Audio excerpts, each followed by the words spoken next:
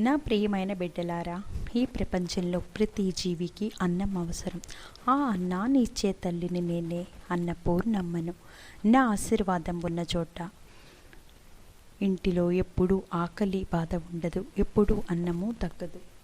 కానీ నా బిడ్డలారా, నేను మీ ఇంటికి రావాలంటే మీరు కొన్ని మంచి పనులు చేయాలి. మొదటిది, ఇంటిని శుభ్రంగా ఉంచాలి. శుభ్రత ఉన్న చోటే దేవతలు నివసిస్తారు.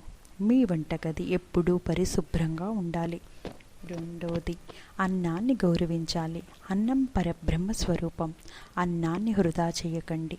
మూడవది, ఆకలితో ఉన్నవారికి అన్నం పెట్టాలి. ఎవరైతే ఆకలితో ఉన్నవారికి భోజనం పెడితే అది నాకు పెట్టినట్లే అవుతుంది. నాలుగవది, భక్తితో ప్రార్థించాలి. ప్రతిరోజు ఉదయం లేదా సాయంత్రం అన్నపూర్ణాదేవి పేరు జపించండి.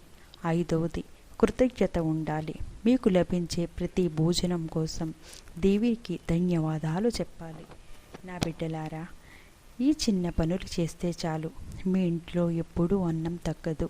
మీ కుటుంబంలో ఆనందం ఉంటుంది. ఎందుకంటే అన్నపూర్ణాదేవి ఆశీర్వాదం ఉన్న ఇంటిలో ఎప్పుడూ ఐశ్వర్యం ఉంటుంది.